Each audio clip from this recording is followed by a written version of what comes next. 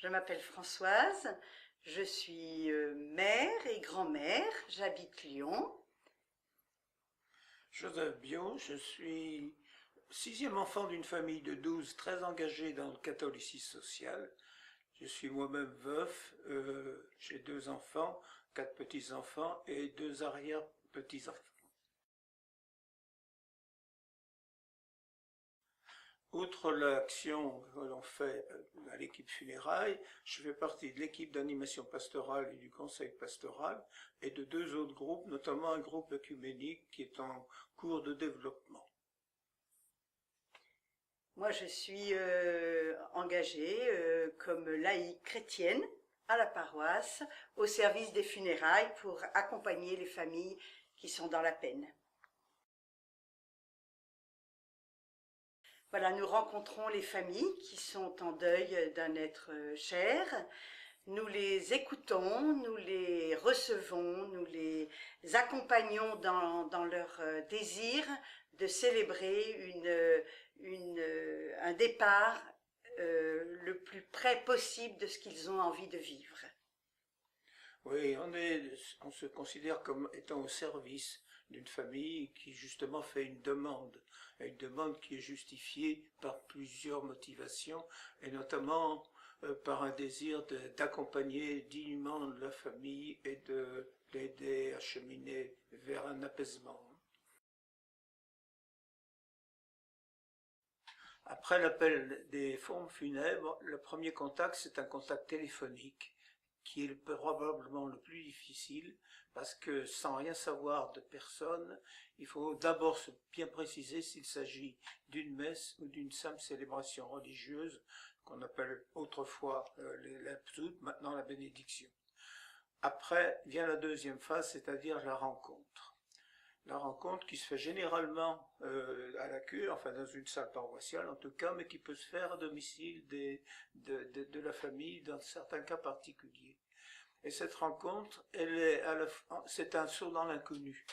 On va avoir des gens qui font une demande, et puis nous, de notre côté, des gens qui ont peut-être une réponse à apporter. Mais l'inconnu, c'est de savoir exactement comment les gens vivent leur deuil.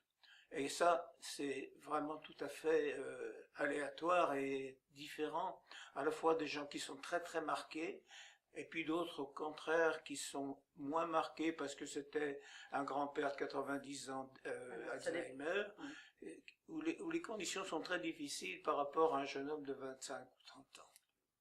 D'autre part, on ne sait pas quel a été leur parcours, et si ce n'est qu'on prévoit, on pense qu'a priori, si les gens ont demandé une simple bénédiction, c'est qu'ils ne sont pas très, très proches de l'Église, et que ce geste leur semble suffisant.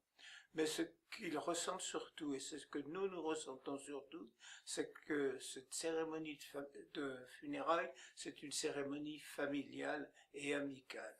Même si elle a un caractère religieux, c'est la famille qui accompagne la personne aimée et qui lui rend hommage, voilà. Oui, je suis d'accord, c'est la famille qui vit le moment où ensemble ils disent adieu aux défunts, avec qui ils ont passé un temps important, avec qui ils ont vécu des choses, et je crois que c'est important pour la famille de pouvoir se dire et dire ce qu'ils ont vécu ensemble. Je pense que on rencontre des gens dans leur vérité et leur peine, et moi je me sens personnellement touchée dans mon humanité pour rencontrer ces gens qui sont là pour nous apprendre aussi à nous dépouiller aussi personnellement de tout ce qui peut encombrer notre vie et arriver vraiment à dire les choses au fond et qui viennent profondément de mon cœur. Eh bien, c'est curieux que ça vous paraisse, ça m'apporte de la joie.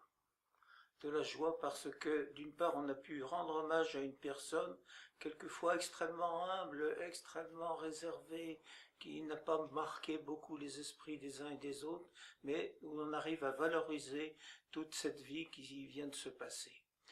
Alors, au-delà de cet hommage, il y a aussi la satisfaction de pouvoir dire quelque chose sur ce que nous pensons concernant la vie après la mort.